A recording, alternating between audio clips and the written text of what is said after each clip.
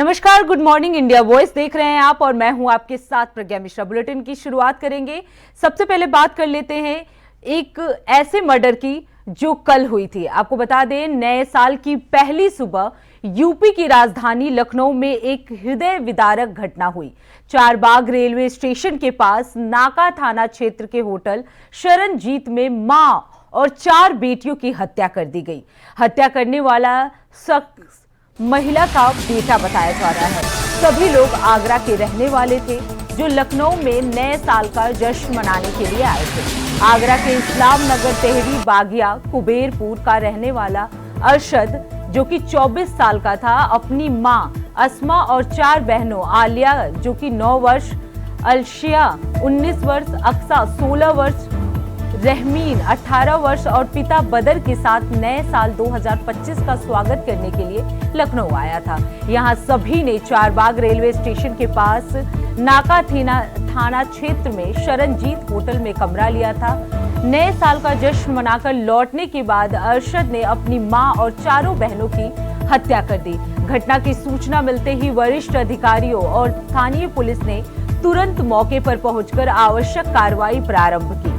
Field unit को भी बुलाकर साक्ष्यों का संग्रह किया जा रहा है। पुलिस ने आरोपी अरशद को गिरफ्तार कर लिया है। 4 बहनों और मां की हत्या करने वाले अरशद पुलिस के सामने बार बार बयान बदल रहा है। कभी वो इन हत्याओं के पीछे खुद के होने की बात कह रहा है तो कभी अपने पिता बदर को इसका आरोपी बता रहा है। पुलिस जांच में सामने आया कि पिता बदर और अरशद ने रात में शराब पी और फिर विवाद में अपने पूरे परिवार की हत्या कर दी। 4 बहनों और मां की हत्या को लेकर असद का कबूलनामा सोशल मीडिया पर वायरल हो रहा है। वैसे तो 5 हत्याओं का गुनहगार असद है, मगर खौफनाक हालत के लिए सामाजिक और कानूनी हालात भी कम जिम्मेदार नहीं है। खूनी खेल को अंजाम देने के बाद खुद अरशद ने सामाजिक और कानूनी सिस्टम पर बड़ा सवाल खड़ा किया है। हालात के लिए पड़ोसी मुसलमानों को जिम्मेदार बताया।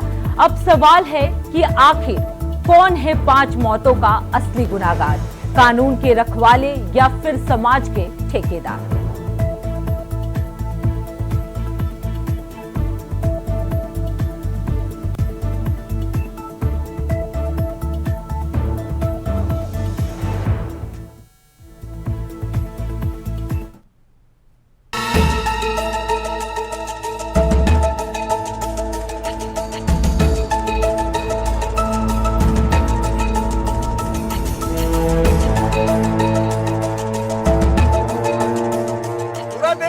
साल का जश्न मना रहा था तो आगरा में खून की होली खेली जा रही थी।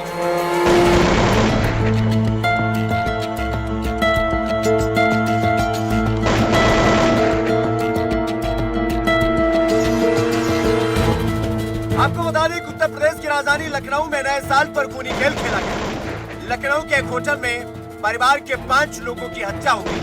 हत्या करने वाला कोई और नहीं, परिवार का ही शख्स है जिसका नाम है अरशद। इस सनकी युवक ने अपनी मां और 4 बहनों को बेरहमी से मौत के घाट उतार डाला। यूपी की राजधानी लखनऊ के नाका थाना क्षेत्र में स्थित होटल शरणजीत में मां और 4 बहनों की हत्या मामले में अरशद ने बड़ा खुलासा किया है। वीडियो वायरल कर अरशद ने कहा है कि उसके पड़ोसी उसके मकान पर कब्जा कर लेना चाहते थे। यह सभी भूमाफिया हैं और यह सभी उसके मकान पर कब्जे के साथ साथ उसकी हत्या भी कर देना चाहते थे। अरशद का यह कहना है कि इस मामले में कई बार पुलिस से शिकायत हुई, पुलिस ने उसकी बातों को अनसुना कर दिया।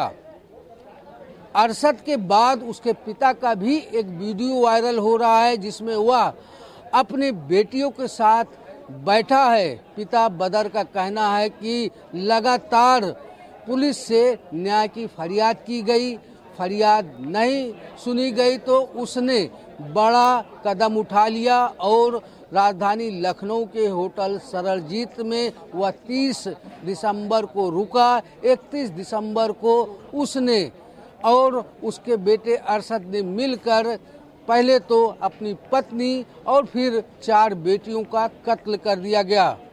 बेटियों का कत्ल, किसी का गला दबाकर तो किसी की हाथ की नस काटकर किया गया है। फिलहाल अरशद ने यह भी कहा है कि जिस तरह से उसके परिवारी जनों को परेशान किया जा रहा था और साथ ही साथ इस मामले में जिस तरह से पुलिस ने उनकी बातों को अनसुना किया और यह लोग भूमाफिया हैं।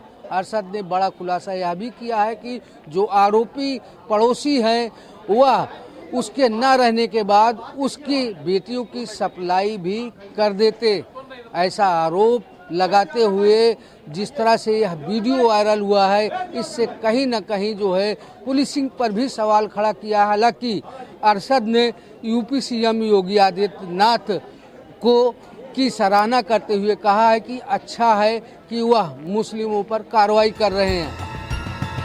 नए साल पर हुई इस दिल दहला देने वाली वारदात को जिस किसी ने भी सुना वो सन्न रह गया।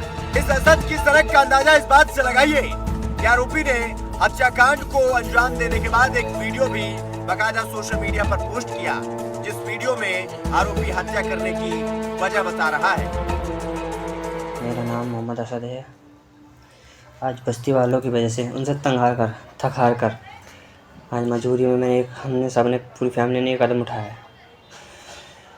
आज अपने हाथ से अपनी बहनों को और अपने आप को मारा है मैंने। जब पुलिस को एक वीडियो मिले तो आप एक बात जानिए, इस सब चीज़ों की जिम्मेदारी बस्ती वाले हैं। उन्होंने हमारे घर छीनने के चक्कर में न जाने कितने हम लोग जुल्म कर हमने आवाज़ उठाई, लेकिन हमारी किसी ने न सुनी आज तक। इसलिए मजबूरन आज हमें 10-15 दिन हो गए फुटपाथ पर सो रहे हैं, ठंड में भटक रहे हैं। हम बच्चों को ये नहीं चाहते बच्चे ठंड में भटकें। हमारा घर इन्होंने छीन लिया है, मकान के पेपर्स हमारे पास हैं और जो मंदिर का नाम करना चाहते थे, अपना धर्म परिवर्तन करना चाहते थे, इसलिए हमने इसके कागज सारे अपने पास रखे हुए। इस घटना पर शायद आपको भी यकीन ना हो कि इस 24 साल के युवक ने अपनी मां और 4 बहनों को बेरहमी से मौत के घाट उतार डाला है। नए साल के पहले ही दिन एक ऐसा चौंकाने वाला मामला सामने आया है कि एक ही परिवार की 5 हत्याएं हो गई और अरशद नाम का जो बेटा है उसी ने मां समेत 4 बेटियों की हत्या कर दी। आपको उस मकान दिखा देते हैं जो आगरा में मकान है। इसी मकान में ये रहते थे। हालांकि इस मकान में ताला लगा है। ये लोग आगरा से लखनऊ के लिए पहुंचे थे, कह सकते हैं। ऐसी जानकारी भी मिल रही है कि ये 31 यानी 31 दिसंबर सेलिब्रेट करने गए थे, ऐसी जानकारियां मिल रही हैं। हालांकि आपको दिखा दें हम, ये प्लॉट जो है ना, ये प्लॉट इसने 1 साल पहले अरशद ने बेचा था और इस प्लॉट को बेचने के बाद उसने 2 मंजिल मकान यहाँ पर बनवाया था। इसी मकान में पूरा परिवार रहता था, लेकिन अब परिवार को अरशद और उसके पिता वदर ने पूरे परिवार को मौत के घाट उतार दिया। हमारे साथ स्थानीय लोग हैं, इनसे बात करते हैं। भैया, एक बड़ा जघन्य अपराध किया है अरशद ने। माँ समेत 4 बहनों को उसने मौत की नींद सुला दिया। बहुत बुरा किया है इसने। अब इसका व्यवहार था, इसका पूरी जानकारी बताएं थोड़ा। इसका व्यवहार कोई खास ज़्यादा वैसा नहीं था, मगर यही है कि ये क्रूरता से कुछ ऐसे ही लड़ाई झगड़ा करता रहता था। यहाँ पे एक लड़ाई हो गई थी, एक बुजुर्ग की चांद में एक ईंटा मारी थी, उसके बुजुर्ग के बेचारे का मर गया होता, वो वैसे बच गया जाने कैसे। और उसने वीडियो वायरल हुआ है, इस हत्याकांड के बाद का वीडियो है। उसमें तमाम आरोप उसने लगाए कि बस्ती वाले उसको तंग करते थे, परेशान करते थे, मारते थे। ऐसा कोई रीजन नहीं है, न कोई मारपीट न लड़ाई झगड़ा, कोई ऐसा कुछ नहीं होता। ऐसा कोई रीजन नहीं। अभी कुछ दिन पहले भी उसका झगड़ा हुआ था पास ही के कुछ लोगों से, यहीं के 112 पे उसने फ़ोन किया था, पुलिस आई थी। वो एक दुकान के चक्कर में हुआ था। ये दुकान थी और पड़ोस एक बगल में एक उस पड़ोस की वाली दुकान थी, एक परचूनी की, उसमें कोई डिब्बा। कारण क्या था झगड़े का? क्या कारण, किस वजह से हुआ था? मतलब परचूनी दुकान दोनों थी, आपस में दोनों दुकान की वजह से कोई रीजन में हो गया होगा, कोई डिब्बा किसी से गिर गया होगा सामान वामान के चक्कर में। यहाँ के स्थानीय लोगों के कईयों के नाम भी लिए हैं वीडियो में। हाँ, तो वही लड़ाई हो गई थी बस दुकान की। मेन चीज़ धर्म परिवर्तन वाला मामला भी सामने आया। उसने वीडियो में कहा है उसको मुस्लिम समाज के यहाँ के लोग परेशान करते थे। मुस्लिम समाज पर भी कई सवाल खड़े किए हैं। ऐसा हमने तो कोई देखा नहीं है। मतलब कोई परेशान नहीं करता था, पड़ोसी अड़ोसी कोई ऐसी बात नहीं थी। वो अपने काम से काम रखता था और अपने साइकिल पे अपने कपड़े वगैरह बेचा करता था और कोई ज़्यादा वो नहीं था, बस यही जगह। क्या करते थे? वो भी कपड़े बेचते थे साइकिल पे। हाँ, देखिए, हमने स्थानीय लोगों से बात की। जो उसका पिता है वदर, वह भी साइकिल पर कपड़े बेचा करता था। फेरी का काम था इनका, कपड़े बेचकर अपना गुजर बसर करते थे। हालांकि जो 112 नंबर पर कॉल किया गया था कुछ दिन पहले, यहाँ स्थानीय लोगों से उनका झगड़ा हुआ था, वो यही दुकान है जो उसने एप्लीकेशन में भी नाम है और उसने वीडियो में भी साफ तौर से बताया है। तस्वीरों में दिखा दें, ये मोहम्मद आफ्ताब है जिससे इसकी चिरांद हुई थी, लड़ाई हुई थी। 112 नंबर पर फ़ोन किया था, पुलिस मौके पर पहुंची थी। हालांकि अब उसने इस हत्याकांड को अंजाम दिया है। वीडियो वायरल हुए हैं, कई सवाल मुस्लिम समाज पर भी खड़े हुए हैं, तमाम संगठनों पे उसने सवाल खड़े किए हैं। वहीं अगर हम पुलिस की बात करें तो पुलिस पर भी कई सवाल उसने खड़े किए हैं। हालांकि पुलिस ने इस सनकी युवक को गिरफ्तार कर लिया है, लेकिन इस घटना ने सामाजिक और कानूनी हालात पर सवाल जरूर खड़ा कर दिया है। अब बड़ा सवाल ये है कि ये असर किस तरह से इन सब के पीछे पड़ोसी और न्याय न मिलने को सबसे बड़ा कारण बता रहा है। आगरा से आए एक परिवार ने नाका क्षेत्र के होटल में रुक के अपने परिवार के 5 लोगों की निर्मम हत्या कर दी। आपको बताते चले 30 तारीख को ये परिवार लखनऊ के चारबाग होटल में स्थित रुका था। ये हम आपको पीछे दिखाना चाहेंगे, ये वही होटल है सामने जिसमें कमरा नंबर 100। अब रुक कर लेते हैं अगली खबर की। खबर जौनपुर से है, जहां बाइक सवार 3 बदमाशों ने बंदूक की नोक पर 1.5 लाख रुपए लूटकर फरार हो गए। 3 मोटरसाइकिल सवार बदमाशों ने तमंचा दिखाकर 1.5 लाख रुपए कैश लूटकर फरार हो गए। लूट की घटना को अंजाम देने के बाद बदमाश आराम से भाग निकले। बता दें, नकदी रुपए लेकर और लैपटॉप समेत कई दस्तावेज लूटे जाने के मामले में सूचना पर पहुंची पुलिस लूट की घटना की छानबीन कर रही है। पुलिस तहरीर के आधार पर केस दर्ज करके जांच पड़ताल में लगी हुई है।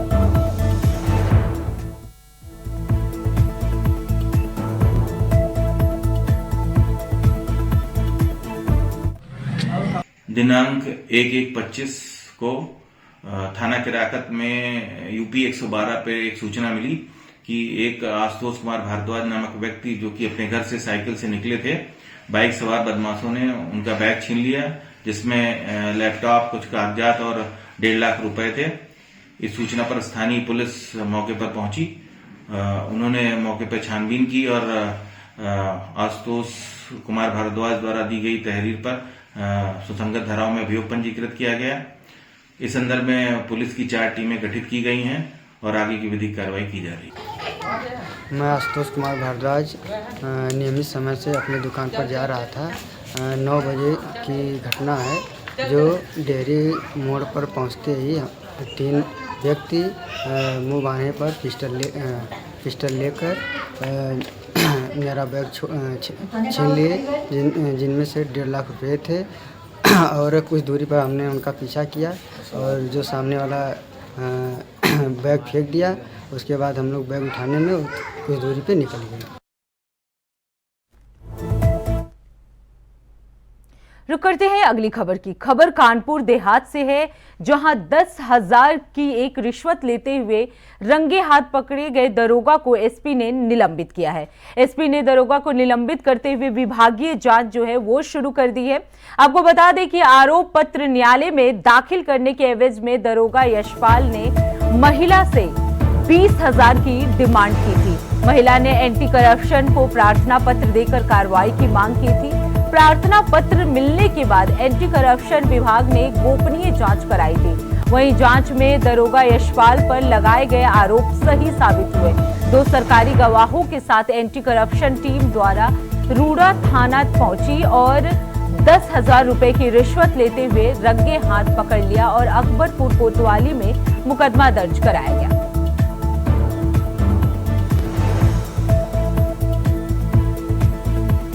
तो आपको बता दें कि कानपुर देहात में एक बार फिर पुलिस जो है वो करप्शन करते हुए नजर आई है, रिश्वत लेते हुए नजर आई, जिसको वहां के रंगे हाथों पकड़ लिया गया है। आपको बता दें कि एंटी करप्शन की जो टीम है उनके पास शिकायत पहुंची थी, जिसके बाद एक्शन में एंटी करप्शन टीम आई और रंगे हाथों जो है पुलिस को, जो दरोगा था 10,000 रुपए की रिश्वत ले रहा था, उसे रंगे हाथों पकड़ लिया गया है। कोतवाली में उसके खिलाफ मुकदमा दर्ज कर दिया गया है। तो एंटी करप्शन विभाग की बड़ी कार्रवाई सामने आई है, जहां रंगे हाथे रिश्वत लेते हुए एक दरोगा को गिरफ्तार कर लिया गया है। उसे मौके, यहां तक कि एसपी ने दरोगा को निलंबित भी कर दिया है।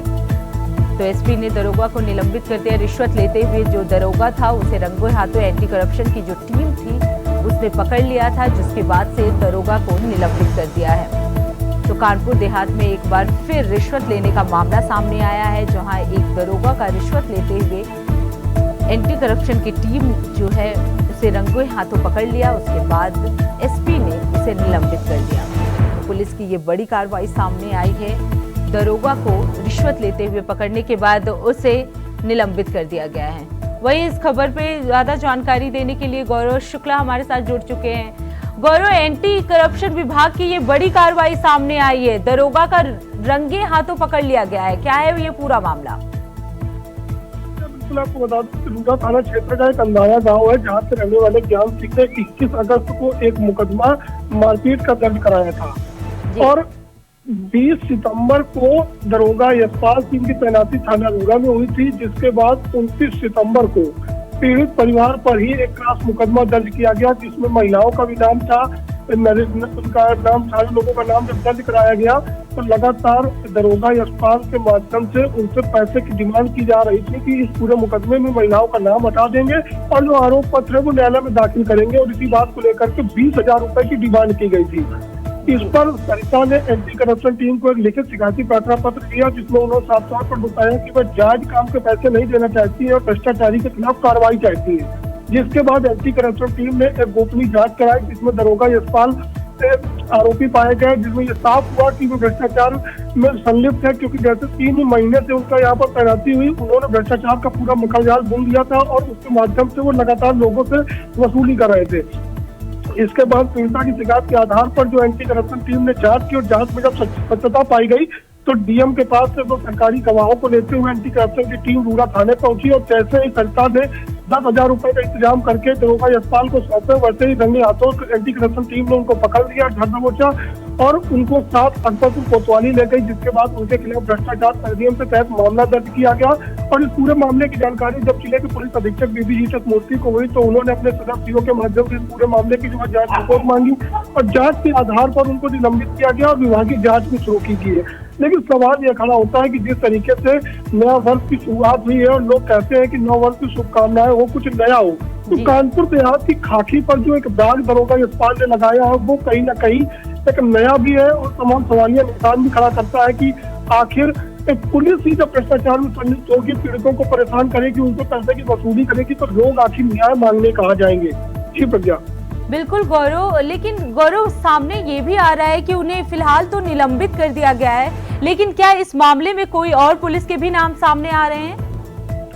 देखिए, बिल्कुल आपको बता दूं कि जो दरोगा यशपाल है वो रूड़ा थाने के हल्का नंबर 3 के इंचार्ज है और इसी हल्का नंबर 3 में एक अन्नाया गांव भी आता है।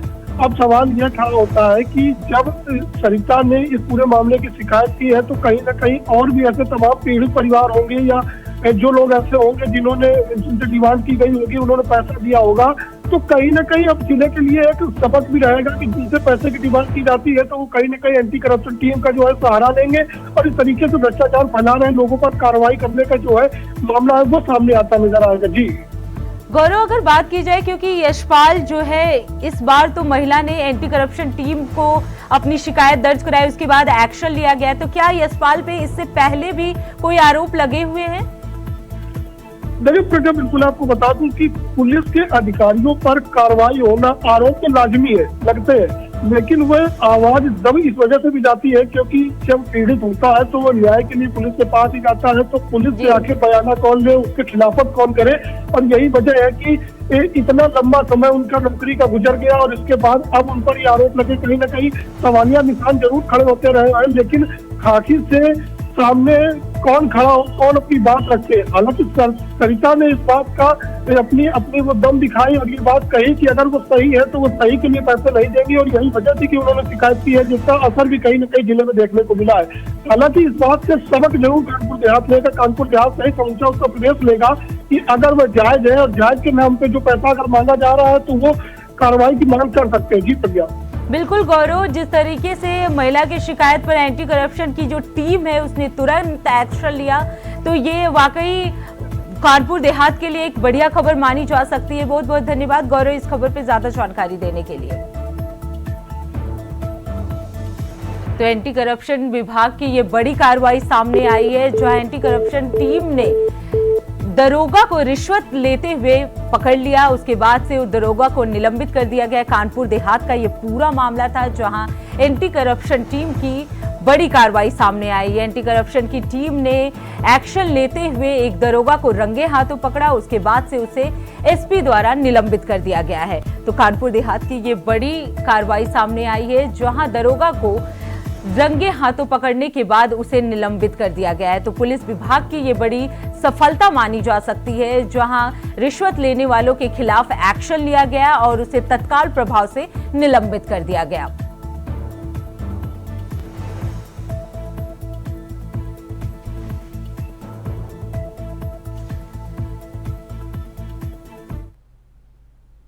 तो फिलहाल इस बुलेटिन में इतना ही। देश दुनिया की तमाम बड़ी खबरों के लिए देखते रहिए इंडिया वॉइस। तब तक के लिए नमस्कार।